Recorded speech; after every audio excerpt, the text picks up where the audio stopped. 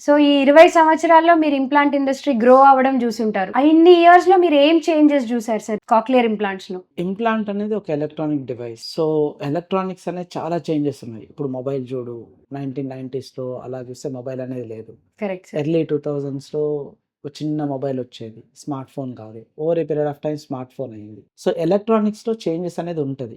Implant కూడా ఒక electronic device. అంతే సార్. సో, ఇంటర్నల్‌గా ఒకటుంటుంది. ఎక్స్‌టర్నల్‌గా ఒక డివైస్ ఉంటుంది. Internal implant, external processor. So, ఇంప్లాంట్‌లో చేంజెస్ ఉన్నవి. ప్రాసెసర్‌లో చేంజెస్ ఉన్నవి. సో, ఫస్ట్ ఇంప్లాంట్ ఇనీషియల్‌గా చేసింది single channel implant.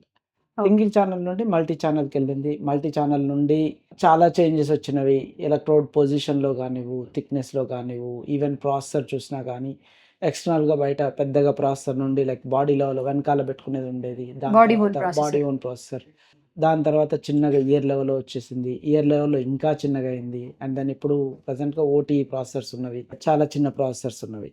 So, electronics అనేది ఎప్పుడు చేంజ్ అవుతూనే ఉంటది. సో, ఈ ఇంప్లాంట్స్‌లో ఏంటంటే ఎవ్రీ 5 ఇయర్స్‌కి ఒక జనరేషన్ ఉంటుంది. ఇప్పుడు మీరు ఏదైనా మొబైల్ చూసినట్లయితే, ఇప్పుడు ఐఫోన్ చూసినట్లయితే ఎవ్రీ 1 ఇయర్‌కి ఒకటి మారుతూ ఉంటది.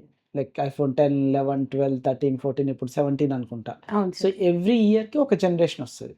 కాక్లియర్ ఇంప్లాంట్ ఏంటంటే రీసెర్చ్ ఇదంతా ఉంటుంది కాబట్టి వన్స్ ఇన్ 5 ఇయర్స్‌కి అలా వస్తుందన్నమాట. ఒక జనరేషన్ మారుతుంది. సో, ప్రెజెంట్ జనరేషన్ ఏంటి అనంటే కాక్లియర్ న్యూక్లియస్‌లో ప్రొడక్ట్‌లో చూసినట్లయితే CA600 సీరీస్ ఇంప్లాంట్ ఉంది. అండ్ ప్రాసెసర్‌లో వచ్చేసి కాన్సో 3 or else N8 nucleus 8 processor అది ప్రెజెంట్ జనరేషన్.